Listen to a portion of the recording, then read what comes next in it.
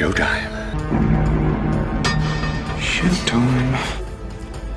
Showtime. Showtime. Showtime. Showtime. Showtime. Showtime. Showtime. Showtime. Showtime. Showtime. Showtime. Showtime. Showtime. Showtime. Showtime. Showtime. Showtime. Showtime! Ed Berliner, the fastest show in sports. Greetings, true believers. Welcome in. I'm Ed Berliner. I am the ringmaster here on the fastest show in sports. The gentleman, now I'm going to try to do this again at the top of the show and see if I can get it right. The gentleman to my left, you're right. There you go. I got it right there. Yeah. That's Kevin Winter, former ESPN host and anchor. He joins us here today because Mike Wise is on assignment. Just like to say that. We went there before one time. Kevin Winter's on assignment. We don't know what he's doing on assignment, but he's off somewhere. On assignment. So I love that. That's why it's the easiest way to take care of everything. We go ahead. Let's get rocking here. Hey, did anything happen in a week since we last did a show together? Woo! That's what I was kind of thinking about. Now, we couldn't do the show last Friday because I was on the road and had some things to do. And so we come back here. And of course, it's the show that you miss where everything just blows up. In almost everything, it goes crazy. But we have so much to catch up on now. So I have never been so thrilled in my life to say that we're going to start in the WNBA today, kids.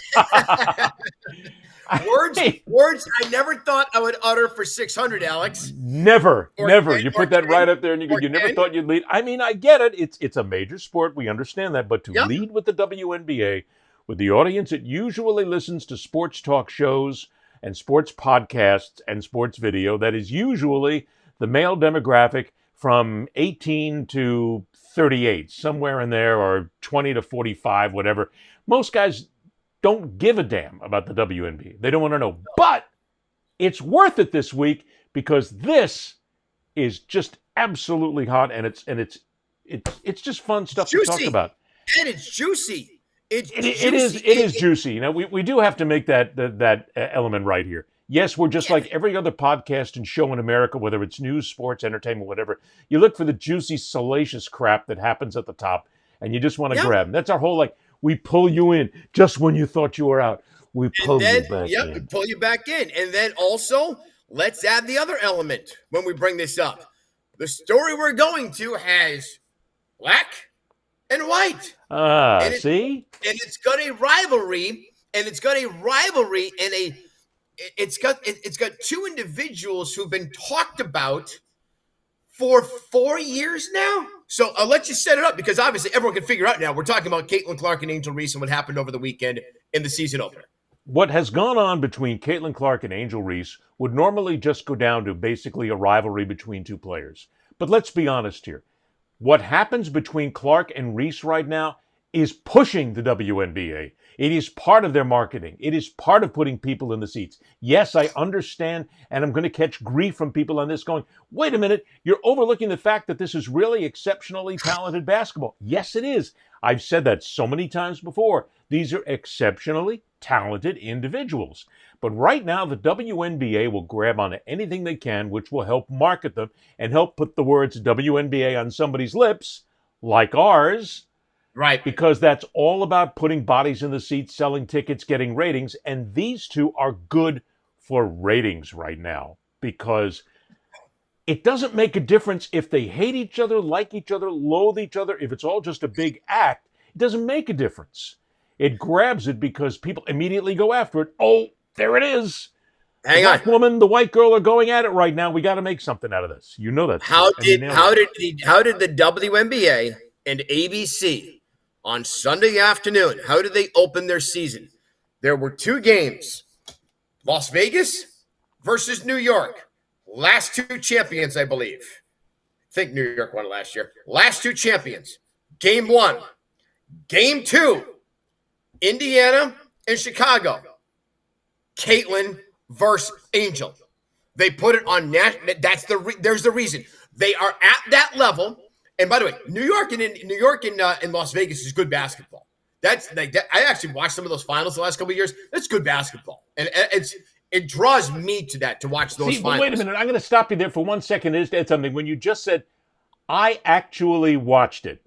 Yes. That is actually very telling, because people would not say that necessarily if they're basketball fans about the NBA, but because you're a guy, you say, I actually watched it. It's kind of like you say, I gave it a chance to watch it here, even though, and I know you didn't say it, and I know you didn't mean it, but the underlying that a lot of people are taking there is, I actually watched it, even though it was women's basketball. I'm telling you the truth. I don't go searching for the WNBA. But if there's a matchup that I'm familiar with, because I used to have to check the score, I check the schedule, see who's there. Okay, I kind of know what's going on here. Maybe this is gonna be a good matchup. Or I follow some women who are part of the WNBA and who follow it. And I if their Twitter says, "Hey, this is gonna be a good game tonight," I'll check it out, and I'll say, "Hey, let's see what this is about." Show me that it's worthwhile for me to say, "Hey, I'm gonna stick to this." Now. So that's where I said Vegas and New York was always good to stick to. Right. The other side is this is getting spicy between Angel and Caitlin. And it's been spicy for a while, but now because they're sitting on the same pro side of things and the WNBA is looking for as much marketing as they can get, they'll make a big simus out of this no matter what happens. Here's the difference between them in college and them now. Now you're guaranteed to have them face each other, at least twice a year? I don't know the makings of the WNBA schedule. You're guaranteed to have regular season matchups. That wasn't guaranteed to happen in college. You were only hoping that Iowa and LSU would meet somewhere along the line in the NCAA tournament. We've gotten to the point now when you're at the pros, you can set these schedules up. Where'd I go? You can set these schedules up. You can set these schedules up where you have these star matchups. But that's standard for any sport. I mean, absolutely that the WNBA and ESPN work together to make sure that Clark and Reese were there on the very first day, whether it's the first game or the second game, because that's the explosiveness. Here's our champions. Oh, yeah, and by the way, here's two players who either really can't stand each other or who are buying in on all the marketing necessary to go ahead, scream, holler, and create some sort of a battle here that will get us played over and over again and get a couple of white guys to talk about us. Well, and now, so here's my next level. You're 100% right, but here's my next level. Because when I see these TikToks or Reels on whatever it is, and they're showing either Angel or Caitlin, I immediately go to click to that little circle that's got that little thing down where the comments are. And I click the comments because I want to see the comments. And it's massive hate and massive love. And you can tell which side is coming for which. It is obvious. And by the way, and I hate it. But I just want to read the comments because I actually enjoy watching both of them play basketball. They're not the same skill set. I think they're both terrific at what they do. Angel is a worker on the blocks. Caitlin is a shooter. I enjoy watching them play basketball. Very rarely do you actually have to see them mix it up like they did on Sunday. And if you haven't seen the clip, good. See the clip because I've always defended Angel as well. She's exuberant. She is emotional. That's the word I'm searching for. She's emotional when she plays. Say it again. Angry. I don't think she's angry. I do. I don't think she's angry. I think she's angry that she doesn't get as much. I think she is very angry about the attention level that is foisted on Caitlin Clark, and she believes that she should get more of it. Absolutely, without question, if you just listen to her. And not only that, but look at her reactions. Okay, so I wouldn't call that angry. I would say, so she had a comment, I think it was last year.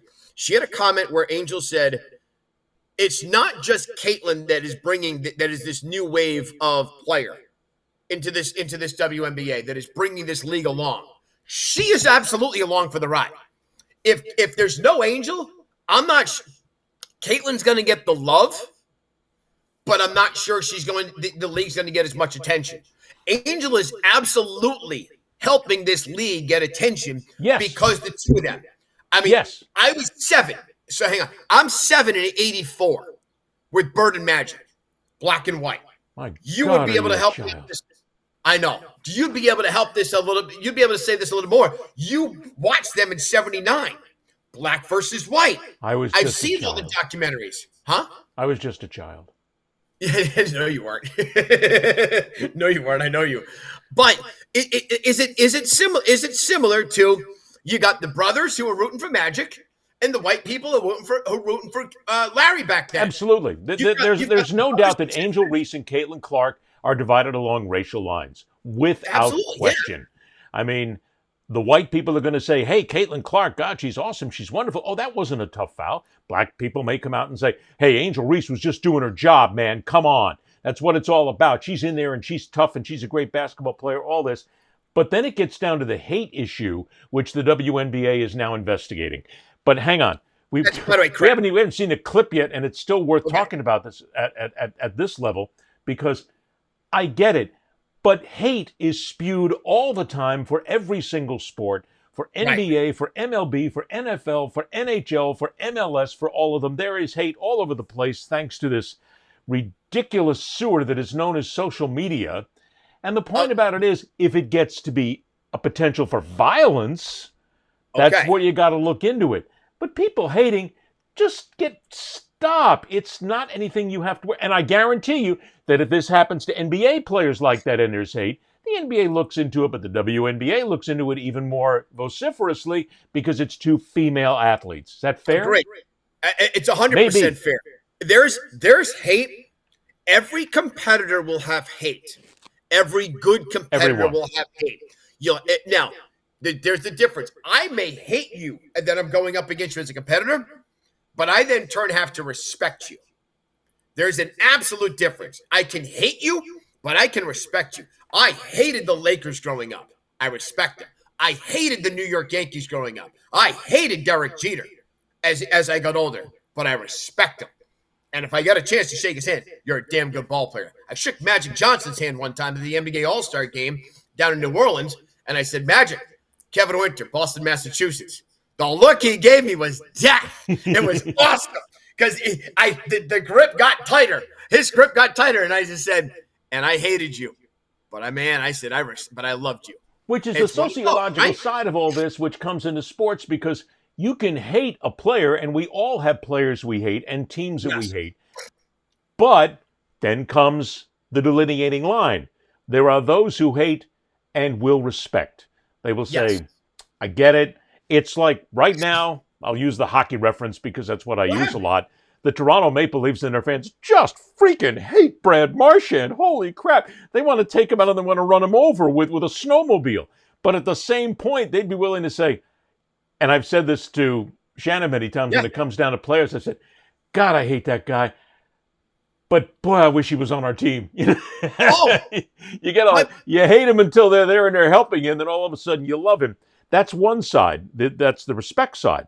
But then you have the other side, which, thanks to the fetid sewer that is social media, you have people who can spew real hate and real violence and saying things that you would never say out loud if you weren't covered up by the fact that you are now running under an assumed name on social media, or nobody can really touch you, or your friends and family don't see you, or you put your own name out there and you really don't care what kind of reputation you have.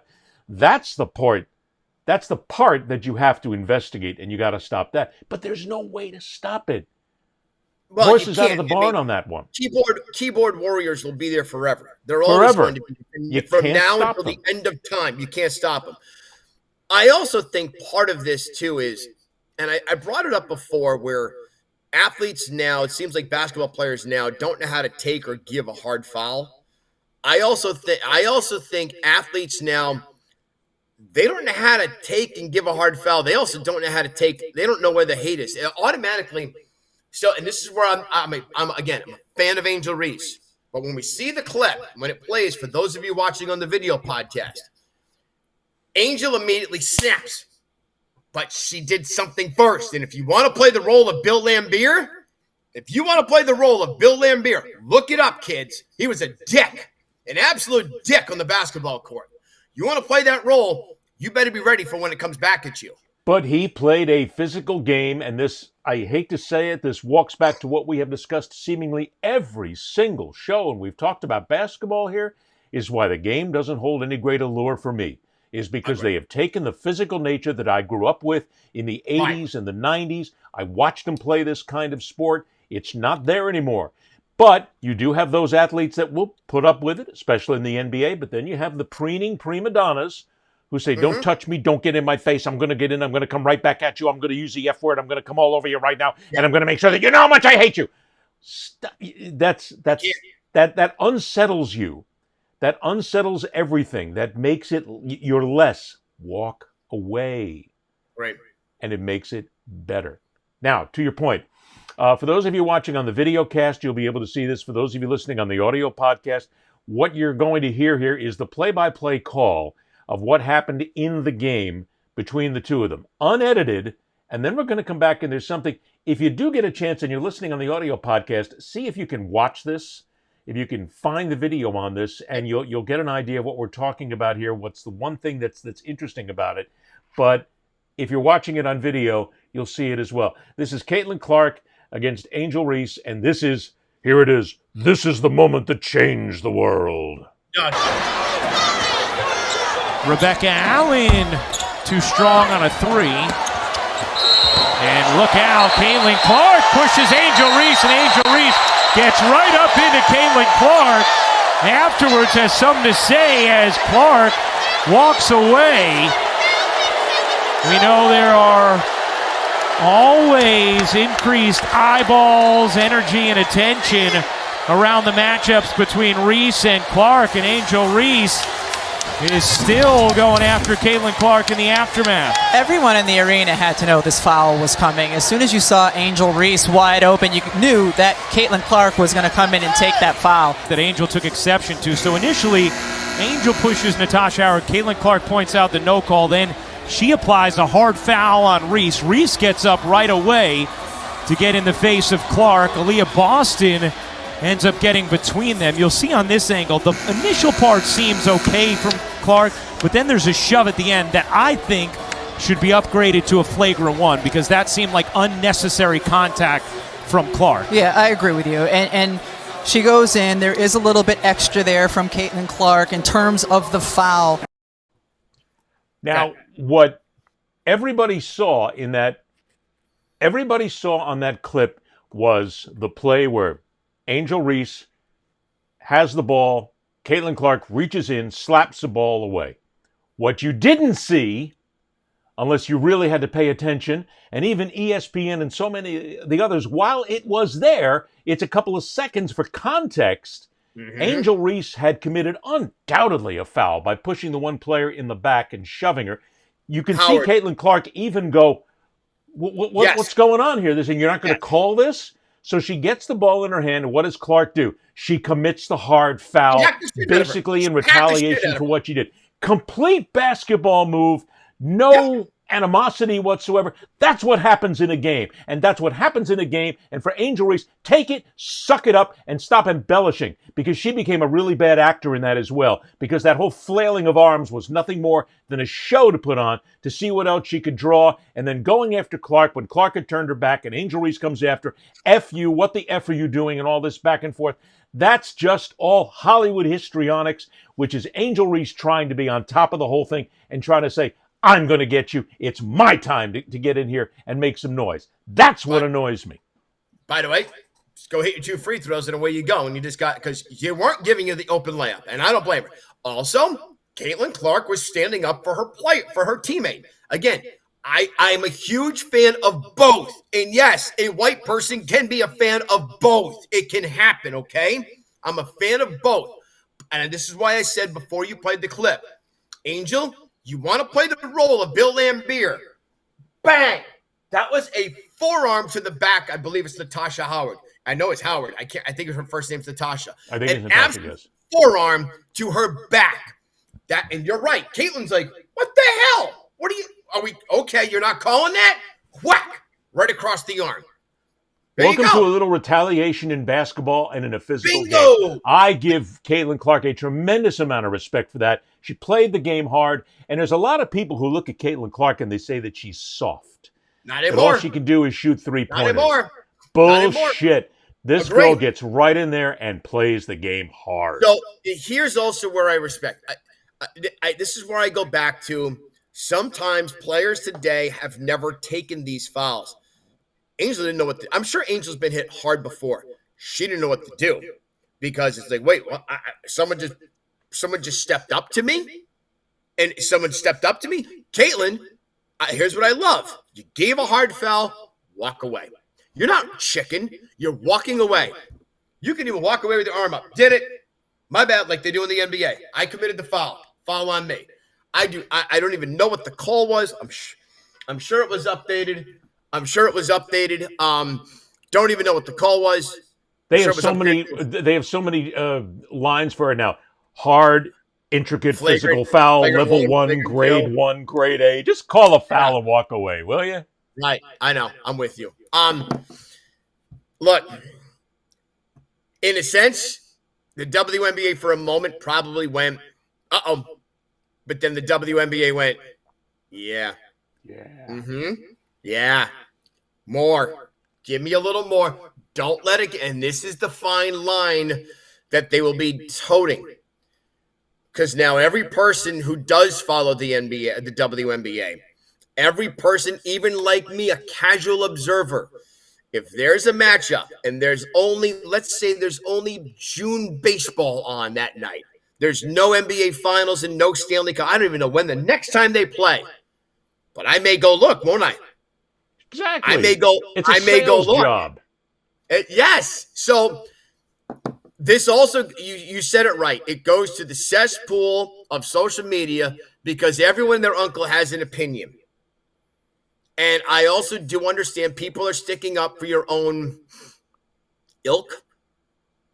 Now, wait a minute now. See, but now you're crossing into some very difficult territory here. Great, and I'm trying not to. But you're already there because there are people who are going to look at this and hear this, and they're going to say, here's a couple of white guys talking about the WNBA, men talking about the WNBA, and white guys talking about Angel Reese. And did you see the one guy with the Hawaiian shirt where he's hammering away at her? He has got to be a racist. You know this stuff starts, and it has no basis whatsoever. In fact, there is zero to it. But it's again that social media ilk. I'll use that word that you used, which will walk in here and say that's the cause. No, by the way, it is just play hard basketball. And not only that, it doesn't make a difference if you're a male or female basketball player. If this happens, I'll hit the male player the exact same. I don't care. Absolutely. I don't care what sex they are. I don't care what color they are. As far as I'm concerned, Angel, you played this. You did a little Hollywood. You put an act in there. You embellished it without question. National Hockey League players would look at that and go, come on, kid, you're not quite up to our level yet. We do it a lot better than this. And then you had to put on the whole show by trying to lift up your jersey and going after Caitlin Clark and making all this big melodramatic bullshit. Stop. Just play the game. You're a hell of a talented player. Just play the game. And like Kevin said, if you want to be Bill Laimbeer, be Bill Laimbeer. Matter of fact, we'd love it. And so would the WNBA. Agree. But also be ready to get what Bill Laimbeer got coming to him. Robert Parrish decked the shit out of him one year. Decked the shit. Larry Bird threw a ball off his head. It's going to happen sooner or later. Well, okay. Let's hope it doesn't happen. I agree. But this is also why I don't think players, they want to play tough, but they don't know how to play tough. And when tough happens to them, you resort to playgrounds, and it can be any color because any color played on the playground. So don't go there. Don't even try it, people. I'm not like that. When you want to play tough, just know tough's coming the other way. There's an old adage that I have used time and time again. If you want to play lumberjack, learn to handle your end of the log.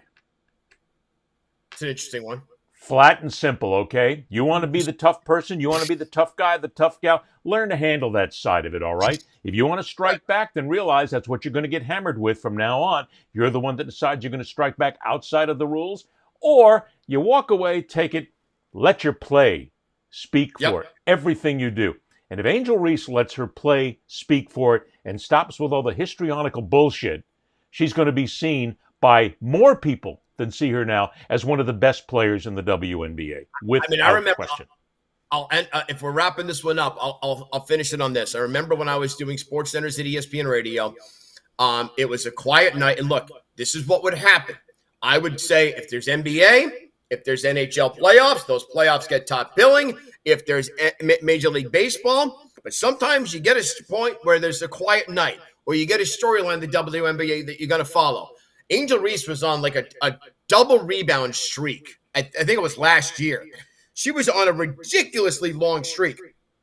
I gave her top billing because that was the story. It deserved it. That's the kind of player she is. Right. That's the kind of player she is. It deserved it.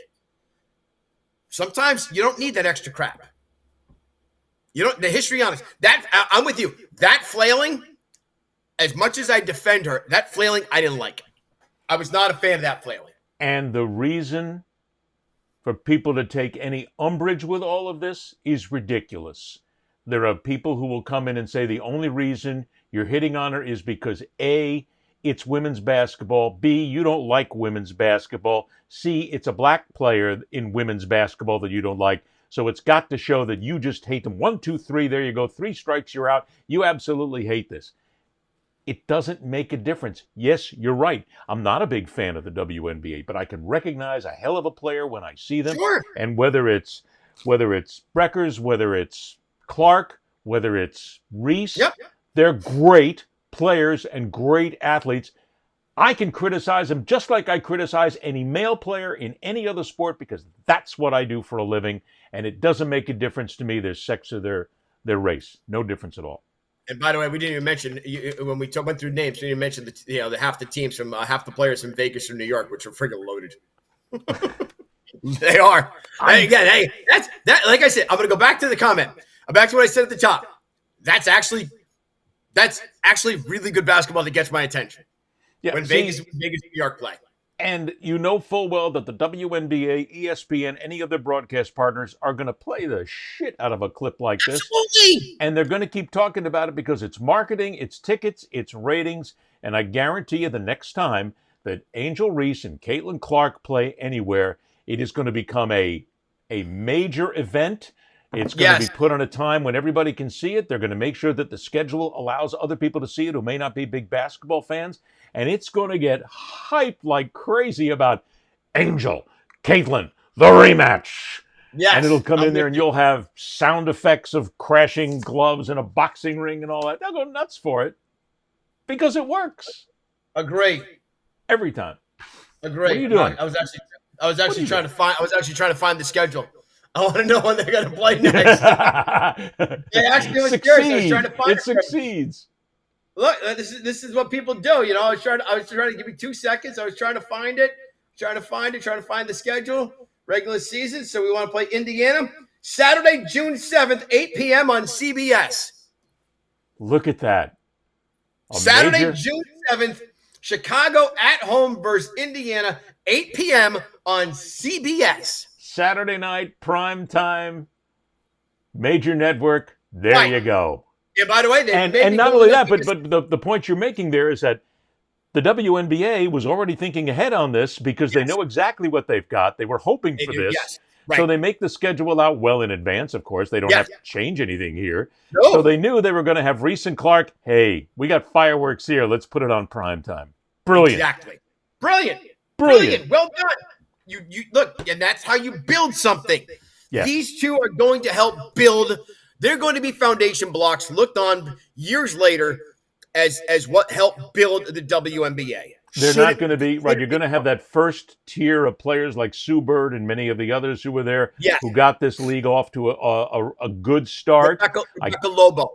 Yeah, Rebecca Lobo. You can't say a solid start because they've had a lot of they've had a lot of moments here and a lot of guesses because Because let's be honest, the WNBA still wouldn't exist without a subsidy from the NBA. Agree. The NBA keeps them alive right now.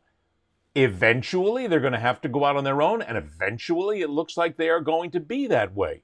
And I hope they do. I hope they become as big as they want to be. Although I did hear somebody say that one day that this had to be one of the social media memes. I don't even know if it was true. I just kind of saw it and stopped, where it said the WNBA in 5 years is going to be bigger than the NFL. I spit my coffee. I don't know who said it. I don't care. Ma'am, or sir, or kid, can you please send some of what you were smoking my way? Oh, man. I'm unemployed and bored. I'm okay. I have time. I have time. You got time to smoking that wacky tobacco. Okay. Yeah, all right. They were smoking a wacky tobacco. Oh, God. Well, when we were gone on Friday, we didn't get to hit, of course, the big story that everybody was talking about at that time. But it's a story that is going to go on over and over and over again. I'm standing in a Cincinnati hallway many years ago with a bunch of other media members.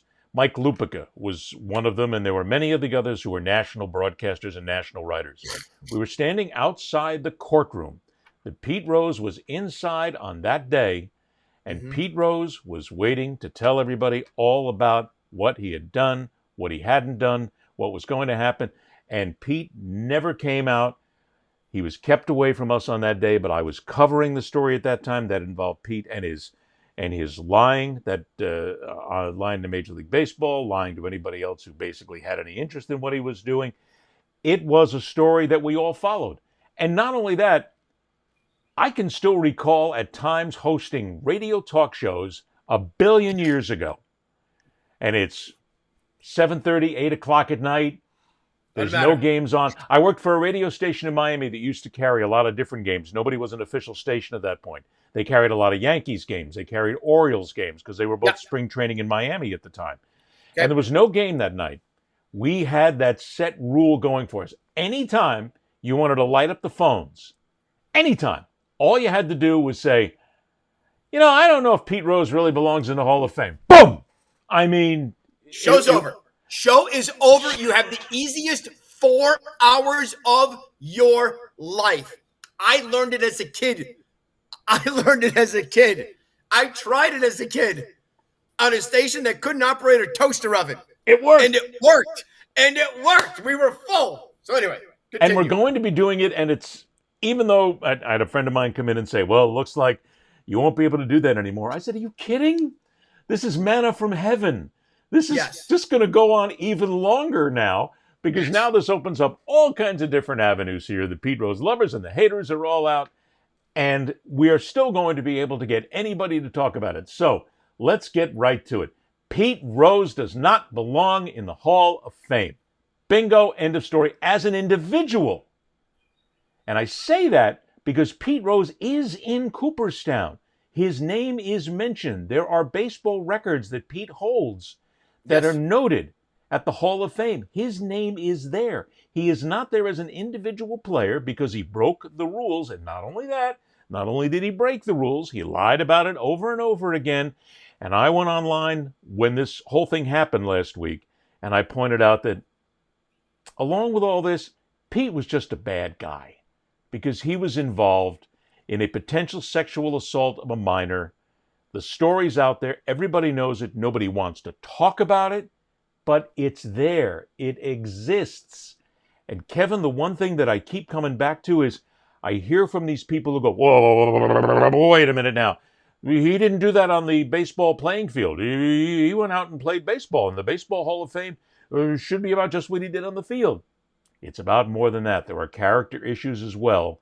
And if you want to go to a plaque, to a place in Cooperstown, and see Pete Rose's name there, that plaque needs to say something to the effect of, he was banned from baseball, he lied about it, he was then let back in, and oh yeah, by the way, there's still a question of a sexual assault charge. If you want to worship that guy, go right ahead. Not me. Okay. I knew right away this was going to be a little more I don't want to say personal, but this struck a Nuanced. bit. This is Huh? nuanced. There's a lot of nuance in this. Well, but when I say personal to you, it seems more personal to you than it is to me, and let me explain why. So obviously, I didn't see Pete, and also I get the text the next day when we didn't have a show. God damn it! I wish we had a show. I'd be doing the whole thing about Pete Rose. But I didn't see Pete. I remember when Bart Giamatti was commissioner, and I was growing up, and this story was on the nightly news. My dad always watched local news at 6, nightly news at 6:30, the world news at 6:30 on ABC. Boom, that's how, and we did it the family at the dinner table. So I would pay attention. This actually made anything sports related that makes the world news, I'm going to stop and pay attention. Pete is talking with Bart Giamatti or about whatever, and maybe this is the point, and you can help fill in the blanks for me. But Bart Giamatti bans him for baseball for life. But he's working with Bart on a deal, and then Bart dies. Faye Vincent comes in and says, whatever that deal was, we're sticking to it forever. And that's the one that I grew up knowing. Pete Rose is banned for baseball for life. He accepted the ban in the deal, if you will. Yes.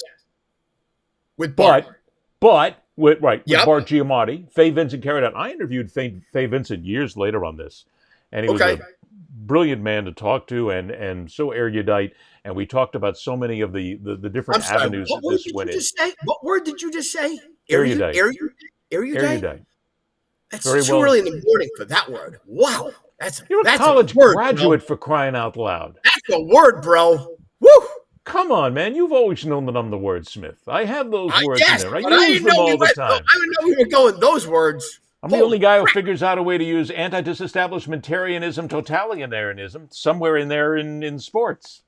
I screwed up the second word, but that's okay. Totalitarianism. There you go. But anyway, you're talking with Faye Vincent. We discussed all this, and Faye was very specific. Pete made an agreement. Pete admitted to Bart what he did. Pete accepted his punishment. Pete never did accept his punishment, because then he came out years later and said, I still didn't do it. He wouldn't admit it. And then he came out and admitted it. Then he came out and said, well, maybe it wasn't always true. Pete was a con artist. Yes. He played every angle that he possibly could, because that's what he grew up as. It goes into the same thing with the potential sexual assault case here, or the abuse of a minor, when Pete's excuse about having sex with a 14, 15, or 16-year-old, regardless of which or whatever story you listen to, was that, well, I didn't know she was underage. I think we've all heard that bullshit somewhere in a whole lot of cases before. Your Honor, I'm sorry, but I didn't know she was under 18. I can go now? Good. Okay, thanks. Yeah, I'm out of here. Thanks. You can't do it. Pete was a con man, and that whole case in and of itself gets shoved to the background because a lot of people in Cincinnati wanted it shoved to the background. That's another thing, too. In Cincinnati, many people still don't believe Pete ever did anything wrong. Because they revere him. They absolutely revere him. He's that hometown hero. Exactly. He's a god. They treat him in Cincinnati like the people in Happy Valley treat Joe Paterno. Yes. Regardless of anything Joe may or may not have done, Joe was still good for the program. We love him. He's our guy. Regardless of anything Pete may or may have done. And that aggravates me because somebody came back, and I posted this on social media, and I didn't make a copy of it, but for the show here, but I still have it, where this person came back to me and said, oh, stop, leave him alone on all this. Do you know that my grandfather, many, many years ago, he actually dated, and they were dating 14 and 15-year-olds at the time. That was a given thing. So were you saying that my grandfather was a sexual deviant? Yes! Yes! That's exactly what I'm saying. I don't give a shit if it happened in 1960, in 1930, in 1850. I don't care. Grown man in his 30s going after a 14, 15, 16-year-old, that's sexual assault, sexual abuse, that's sex with a minor. It doesn't make a difference. Although they'll come back and say, well, wait a minute, we didn't know what a minor was back then. And a lot of times there were arranged marriages, and they got with women who were younger, and it's okay. Bullshit. My head explodes at that. It doesn't make a difference if it was then or now. It is the same thing. I enjoy listening to, and I remember the day he died, Mike Greenberg had Bob Costas on right away because Costas and Rose seemed to have a contentious, or Costas seemed to have he had something going for him. Well, but Costas at that time was the voice of baseball. He was. And people think he should be the commissioner of baseball. Like, he does love baseball that much, and he was. Which I wouldn't have a problem with at all. I agree, but Bob said something because now back to the point of what happened on Friday. I'll get to Bob in a moment. To the point of what happened on Friday. So now he's no longer banned, correct? Well, he's eligible for the Hall of Fame. He's eligible. He's eligible. Should the Veterans Committee vote him in? See, Costas had it all along with you. Pete Rose should be in the Hall of Fame, but somewhere on the plaque it has to say was banned for baseball for life, or am banned for baseball for life. I also think this is chicken shit of Rob Manfred, that you wait until the guy dies. Of course, if you're gonna do this, right? I get it. Now it's all. By the way, it's also another way to get. And also, what they do. And also what he does is, it's not just about Pete Rose. See, here's how they market this, and here's how they play the PR game. You bring Shoeless Joe. It's also Shoeless Joe Jackson who's involved, because there are still people who, to this day, generationally, will say that Shoeless Joe should be in the game because there is no evidence, not a single shred of evidence ever, nor did anybody ever say and prove that Joe Jackson threw any games. He had an incredible batting average. He played his heart out in that World Series. He didn't throw a single game. Joe wasn't the smartest guy in the world. But there's no evidence that he threw a game, so he should be in. So by sneaking Joe Jackson in there, they go, we'll keep everybody happy here. We'll give him a little Joe Jackson possibility. Yeah. Let's put Pete in the same one so that we can kind of hide a little bit what we're trying to do here. If people still had VCRs or DVD players, I would loan you all my copy of 8 Men Out and Field of Dreams, so you could all watch, because those are about the spike when people need to learn about who the hell Joe Jackson was. Well, remember too, I remember too a couple of things. 8 Men Out, the movie, which was a brilliant film, was, again, a Hollywood characterization of what actually happened. Agreed. And there's a lot of inaccuracies in there. There's a lot of Hollywoodese that's placed in there. And also, let's not forget that in Field of Dreams, Ray Liotta, who played Shoeless Joe Jackson, batted from the wrong side of the plate. I did not know that. That's funny. I did not know that. That's great. Go back and watch. Shoeless Joe was a lefty? Shoeless Joe was a lefty, and they played it as a right-hander. That's funny. How do you screw that up? It's really a great question.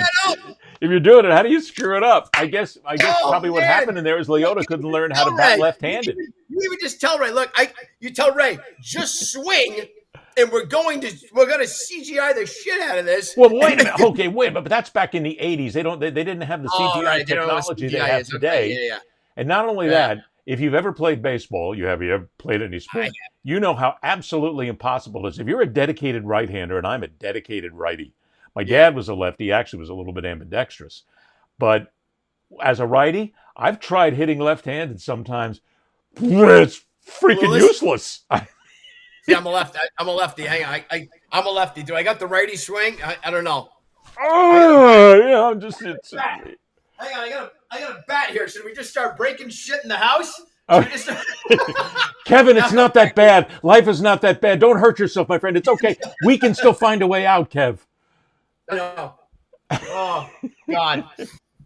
Oh. Anyway, yeah. Let's go to this, because I want, if people are wondering about all this, because these allegations have been brought in now again. They've always been out there, but every time you hear about Pete Rose, people say that Pete Rose bet on baseball. He broke baseball's cardinal rule, and they overlook a lot of this because it did not happen on the field of play. Which is what the argument is for many people, is that you can't hold that against Pete because the Baseball Hall of Fame is for what happens on the field. But yeah, it's not. and there are also clauses in the Baseball Hall of Fame that talk about character of an individual. Now, Morality. this I believe this it's called opens the up a morality whole new can of worms, because then the apologists will come out and say, well, if you're going to hold Pete to what he did with a minor, then you better start going through every single member of the Hall of Fame, and you know that you'll lose half the people in the Hall of Fame because they've all done something questionable. Ty Cobb. I mean, there are some people who talk about Ty Cobb.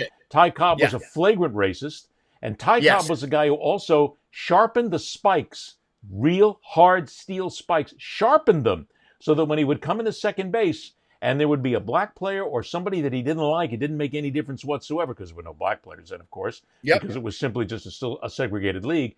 But if there was anybody he didn't like, he'd come in spikes up to looking to injure him. He was a nasty guy. He's a piece of shit. He's a piece of shit. There's a point there to be made that, yes, you would then have to start looking at everybody else. My point is, you got to start somewhere, guys, gang. You got to start somewhere. So and if this, go ahead. So I'm with you here, because back to like when I was growing up and watching all this stuff unfold. Okay, so Pete Rose gets banned. Dad, why did he get banned? Can you help fill in some of these holes here? I'm 11 or whatever the hell age I am. Can you fill in some of these holes? You bet on baseball. There's a rule in every clubhouse. I actually went back. One of the first times I ever went into a clubhouse at Fenway Park, I actually looked for the rules. Boom. No gambling. Right there. No gambling. I'm like, so it says it there, and yet you're on the phone with Joey the Nose saying, hey, at least say give me 10 times on us tonight. Okay, cool. Thanks. Right? All right, so he's banned. So he should be banned. Do I kind of like it? It's a rule. You broke a rule. You broke a hard and fast rule. But then I realized it was at the time considered to be the most sacrosanct rule in baseball, because it would lend to a discussion of the integrity of the game if you had one of their players, which we still have to this day. We've seen this already in the NBA. We've seen this in college sports. We've seen this in a lot. And I'm okay with that. Where immediately it comes up to, well, we can't trust the outcomes of the games right now because somebody might have fixed it. But as I want to take it from this step, as I get older, and as I also watch, because so I'm the PED era. I am my generation is the steroid era. Yes.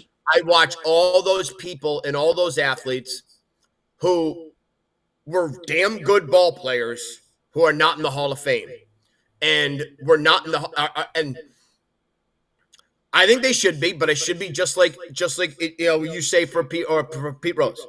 You need a part on the plaque that says, well, hang on. Can you though? Because I'm thinking out loud here. Sure you can. Are you a convicted PED user, or were you a player who is suspicious of using PEDs? Which comes into the Barry Bonds argument and Balco, Roger and Clemens, whether or not he actually broke a rule, and whether or not he actually broke any federal laws whatsoever. And therein lies the difference. So that's where, but we have eyes. We have eyes. Yes. We've seen, we can read. Have you seen Sammy Sosa lately? Yes, I have. Big time. We watched all the congressional hearings when they get called in front of Congress. So the Pete Rose was a little different from me growing up because I was young. But how do you have a Hall of Fame with the all-time leader in hits? Not in it. He's in it. Well, because no, he did it. Yeah, he did it. So that's where this Hall of Fame stuff becomes difficult. But you're right. If you ever doing a talk show, everyone just open up the phone lines, hand out your Twitter account, and away we go. It is a frighteningly difficult subject to undertake because, I mean, we've just thrown out a couple of the excuses here. But Mike Wise, our third wheel here from time to time when he's not on assignment, even Mike brought up the issue of what happened with Pete with the sexual assault, the alleged assault of a minor. So for those who don't know the story, this is the story. This is a report from WCPO TV in 2018, which looked at a lot of these allegations when they continued to surface once again and goes into a little detail as to exactly what this is all about. So here's your history lesson for today.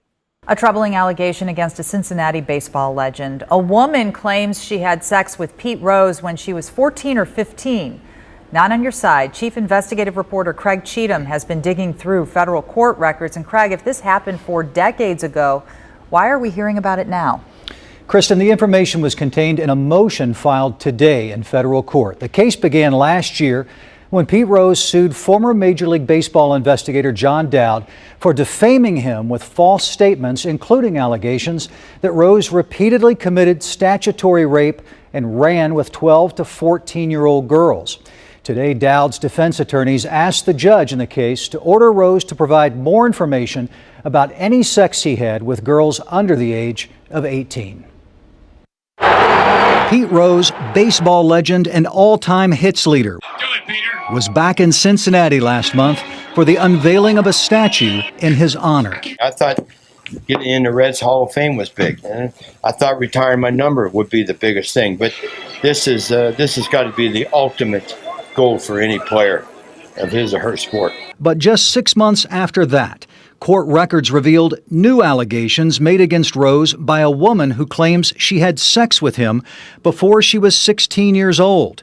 In a response to the allegation, Rose admitted that he had sex with her after she turned 16. Ohio state law says you can give consent if you are 16. The revelations are part of a lengthy court record that began when Rose sued former Major League Baseball investigator John Dowd for defaming him in media interviews in 2015, when Rose was being reconsidered for the Baseball Hall of Fame. Michael Berlini, told us that he not only ran bets, but he ran young girls for him down at spring training, ages 12 to 14. Isn't that lovely? So that's statutory rape every time you do that. On Monday, during a phone interview with the I-Team, one of Rose's attorneys said that was a lie. It is not true that Pete ever trafficked in women, which is what Dowd said. And it is not true that he ran women of 12 to 14 when he was at spring training. Rose's attorneys say Dowd's lawyers are pursuing information about Rose that has nothing to do with the allegations in the lawsuit. But in a motion filed on Monday, Dowd's lawyers say the information is needed because of how important Rose's credibility is in this case, adding that if Rose did not want to answer questions about having sex with teenagers, his well-documented history of lying, or his mental health, he should not have filed this lawsuit. Here's the problem in filing lawsuits. When you go after somebody and claim that they lied about you, you will eventually have to go into a court of law or a pre-trial hearing, and you will have to be deposed. You will have to then, under oath, tell your story. That's the issue, because Pete was saying that John Dowd lied about him. But in December of 2017, this lawsuit was dismissed after an agreement by both sides before Pete Rose was deposed and before he actually testified under oath about what he did and what he did not. Pete was going to be asked direct questions, and whatever he said at that point could be perjury, could be used against him in a court of law. And not only that, but the lawyer that you heard, Martin Grabus, who was the attorney at the time who said completely untrue, well, if it's not true, completely not true, don't be afraid. Hey, put it on the record. Get right in there. Be deposed. Tell your side of the story. Couldn't do it. Pete knew he'd be lying, and his attorneys finally told him, Pete, you got to back out of this right now, or else you're going to jail. Pete Rose admitted as much as you heard in that story, and everybody knows. He admitted that he had sex with an underage girl at the time. He was in his 30s and married. And not only that, that's just one instance.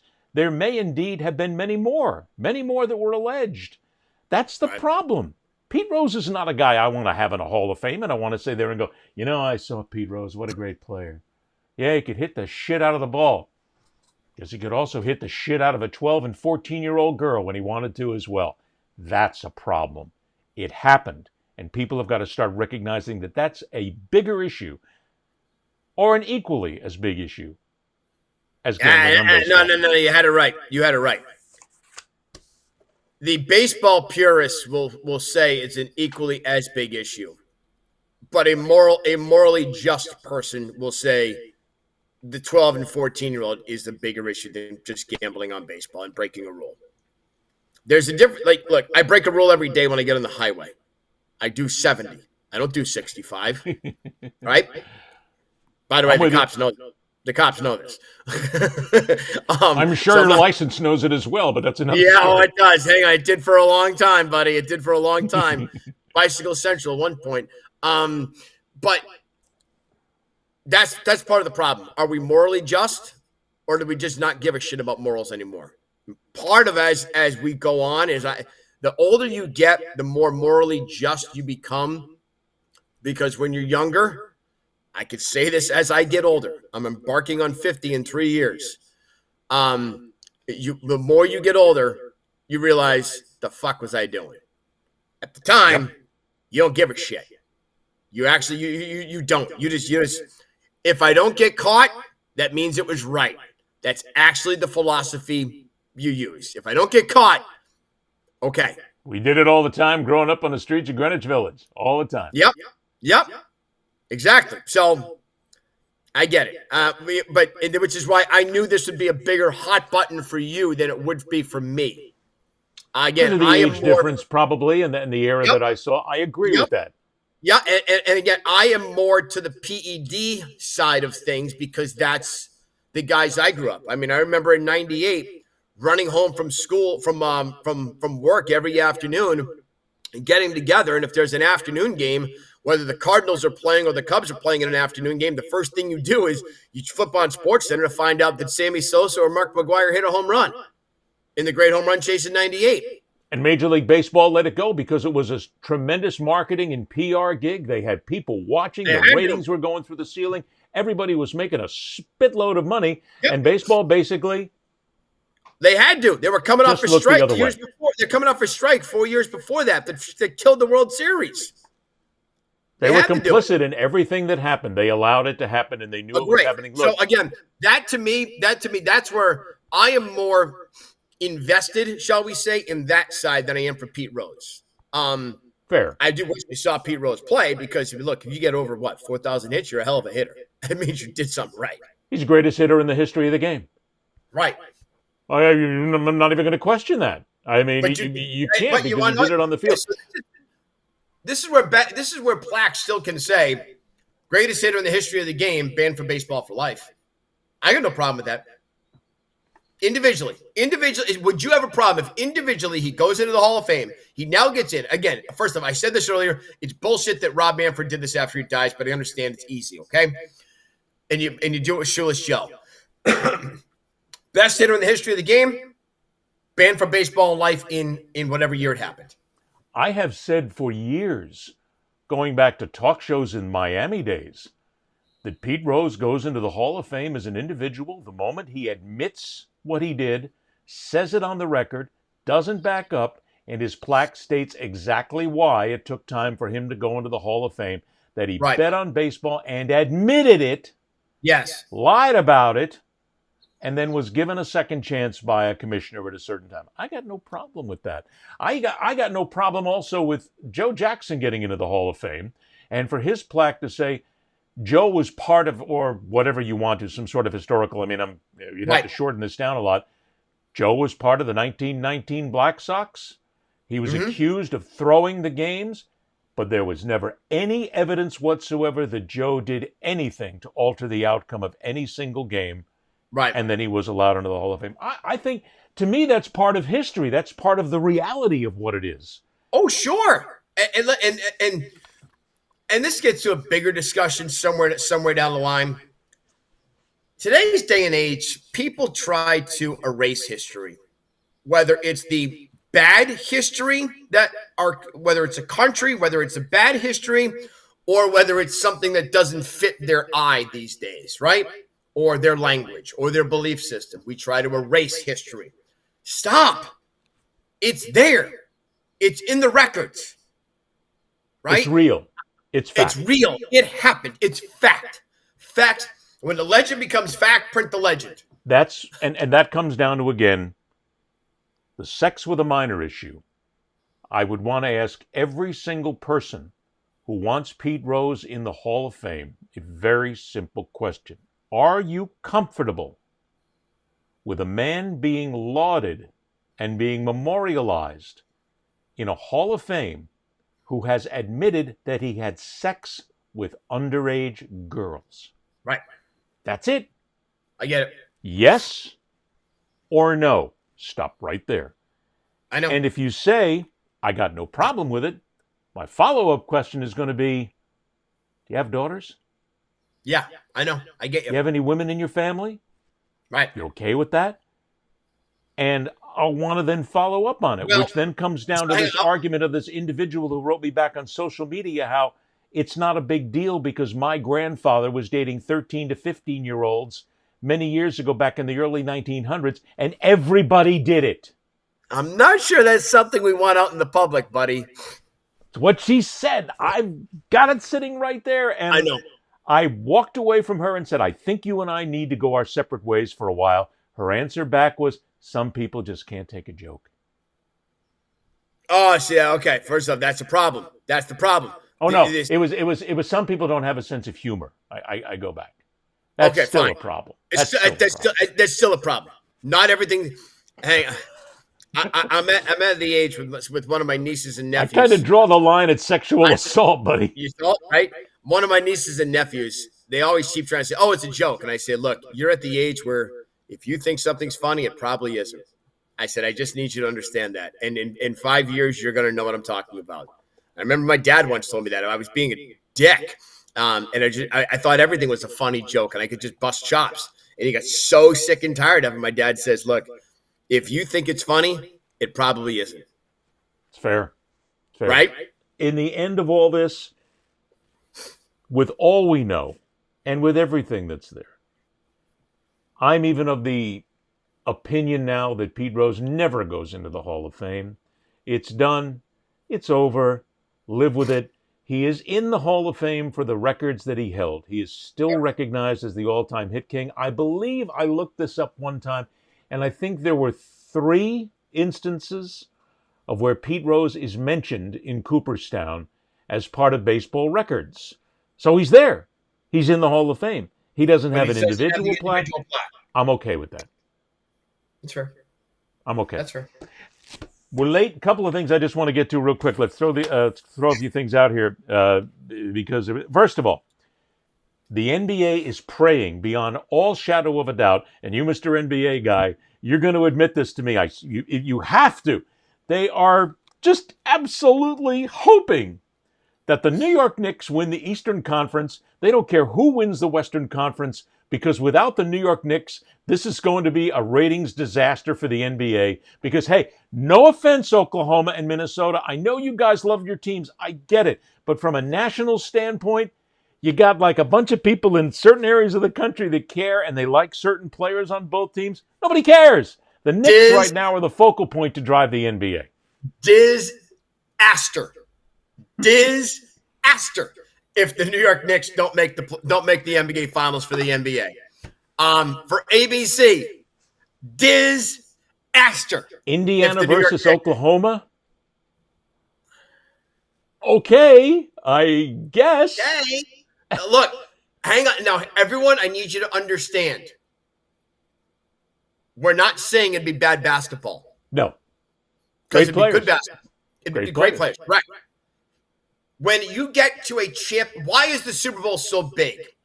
Because on Sunday afternoon, whatever date in late January when I was growing up, early January when you were growing up, now mid-February, right? On that date, on that date, nothing else happens after 5 o'clock in the afternoon in the sports world, because everyone gets together to watch that game. It's a ratings bonanza. It doesn't matter who's playing. God, for so many times in the 80s, the NFC beat the shit out of the AFC. Games were never close. Not even close. Well, that doesn't happen in the NBA on a Wednesday night for Game 3, or a Friday night for a Game 3 in the middle of the summertime. Not happening. We're just being real, guys. It's okay. And Indiana versus Oklahoma series, Nobody is asking everybody, hey, come on over. We're going to have chips and dips and I rips actually, and beers. I Come actually on. think the combinations that you can make of the teams left, I think they're going to be entertaining series. I don't see a blowout in any scenario in which we have a setup, right? I think they're going to be an entertaining series. No one's going to watch. No. No one's going to watch. Sorry. There will be people who will watch because they will have favorites in some of the players on Oklahoma, on Minnesota. For literal boy out there. Sorry. Yeah. People will watch. It just won't be where we're at. And then you're gonna get the networks that the people who hate ESPN, Clay Travis, who love saying, "Oh God, it's a ratings disaster." Well, it's the fucking NBA. Sometimes it happens, asshole. Ratings disaster. They don't care about it. Their money is all stashed away Very at this sold. point. The ratings go down a little bit. They'll be just fine. They want 5 games. If you get 5 games in the NBA Finals, they make money. Yes. Or they break even. 6 games, they make money. 7 games, it's a cash cow. But will it be an NBA final that everybody will talk about for years and years to come? Not a chance in hell. Not a chance in hell. Not a chance. Not a chance. Not a chance. Not a chance. Although I would say that New York fans deserve it. Those idiots who are out there climbing on street poles and light poles after the game. Guys, you won the second round. Second. 2.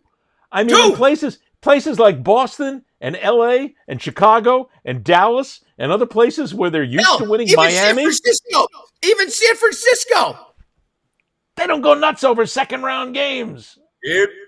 You know, you win the conference, you can go a little crazy, but you still don't have to climb light poles. What is it with this incessant nonsense? I was waiting for somebody to drag out a couch somewhere and light it on fire. College dorm rooms do that. College dormitories do that. Yeah, but I'm figuring why not? It may as well just go ahead and be right on 6th Avenue, right in front of the Garden, for crying out loud. Why not? I mean, they're beating on cars and banging on people's cars while they're coming by because the Knicks, you won a second round. You haven't won anything yet. Congratulations. Yeah. But then again, the Knicks fan, I get the hardcore Knicks fan will come back and say, Ed, come on, man. We haven't had anything to root about in a long time. I mean, especially that. And we beat the Celtics, too, and we hate everything that's Boston. So give us a break. Okay, I'll give you a break. Don't go out and beat up cars and climb on light poles. Hang on. No, hang on. Ready? Hold up. Ready? Hang on. This is coming from me. Hey, Knick fan, you want a break? Don't lose next round. Or you're a fucking joke. Don't lose next round. It really is fair to say, because if the Knicks don't win the conference finals now, everything is wasted. Oh, we won the second round. Wasted. You lost. Wasted. You're out. The Knicks have to get to the NBA Finals now. Yes. For the season to be relevant now to New York Knicks fans, you can scream all you want. We won in the second round and we beat the Celtics. Yeah, and then you torched it in the finals when you only had 4 games to win to get in the finals. You lost to the Indiana Pacers. You lost to the Indiana Pacers. You know. Yeah. You're not going to live that one down so easy. Her Brooks, she'll take it to your bleeping grave. Finally, is it fair to say there is nothing more entertaining in the sports world right now than watching the way Brad Marchand just lives and lived rent-free in the heads of every Toronto Maple Leafs player and fan. It is the best part of the National Hockey League playoffs, especially when he walks off the ice and the Leafs fan is there leaning over the side and giving him grief. And Marchand leaves go, we just beat you guys. Okay, have a nice day. Yeah, we just beat you. Best part of the Stanley Cup playoffs. I texted you this, and for those of you who don't know, I call him the little ball of hate. He is. Well, but you're right. The little ball of hate. And he is the little ball of hate. Everybody hates him. He's the little ball of hate. We called him that up in Boston when he was here. Yes. So this isn't who you play. That's just who he is. He's a little ball of hate. And you can call him. Look, in Florida, where they made their bones a long time ago by throwing rats on the ice, plastic rats on the ice, when they were able to get to the Stanley Cup playoffs, and you had a hat trick or something else like this. And by the way, oh God. You have a rat? I do have a rat, but I don't see it anywhere back here. Wait. Got one? You got size of that thing. There it is. This is one of the actual rats. This comes from their Stanley Cup season. These are one of the rats that got thrown on the ice. And yeah, you can see how big that damn thing is. Yeah. So, anyway, that's disgusting. you have everything there. But this is from a franchise that has based themselves on the Rats, and they call him the Rat. Yes. And they love him for it. And I'm him. telling you right now, hey, Florida Panthers fans, listen up and love what I say right now. You would not have beaten the Toronto Maple Leafs without Brad Marchand. You'd be going home. That's fair. Fair. And I'm going to catch so much grief from that from the Panthers fans. I know all good friends who are going to come back and say, you just hate the Panthers because you're a Boston Bruins fan. Hey, man, I had season tickets for the first 5 seasons to the Panthers because I was thrilled to have hockey here in the area, and I got them from my parents to go all the time. I still have all this paraphernalia and all this stuff from the Panthers. You have a rat. You have a but rat. right now, I'm rooting for the Panthers because I want Marchand to win a Stanley Cup ring, and I want him to go back and go, hi, guys, see this? Yeah, I know. See this? Yeah.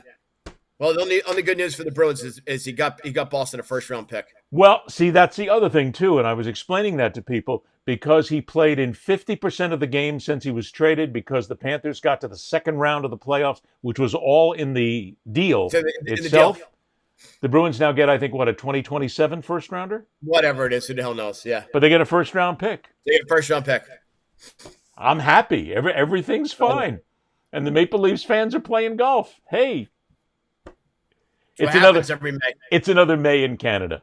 Reminder again that if you want to go ahead and watch us on YouTube, just go to at the Fastest Show in Sports. That's our channel there. You can see all of them there, all the shows unedited. You can also see excerpts from the show. Go to all your podcast platforms and go to Fastest Show in Sports. You can listen to us and download us there as well. And also, don't forget, brought to you by Polar Seltzer. The company that we are constantly going to keep sending these little clips to on video and telling Polar that we are available for sponsorship. And not only that, but the ringleader actually drinks Polar, as you can see by drinking the Papaya Breeze special. So, Polar, best seltzer water in America, and soon to be sponsor of the Fastest Show in Sports.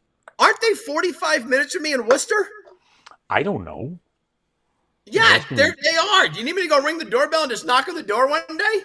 They're in Worcester? Wait a minute. Holy crap. I never knew that. There it is. They're in Worcester. Polar Seltzer. Okay. I'm going to send these on video. I'm going to tweet these on X. Yep. And make sure that they get them. And then you got to go up and go. By the way, guys. Hi, guys. We good? I'm him. I'm him. I'm the little redhead. I'm the younger redhead. He's the old guy. He drinks them because he just, he can't do any kind of alcohol or anything like that during the show. Polar Park. That's the Red Sox AAA affiliate's name. Polar Park. Which one of these days will happen. There will be a cocktail session on this show. That'll be even frightening. Damn straight. Polar. What can we mix it with? Whatever you want. I don't care. Rum. Go whiskey. crazy. Let's go.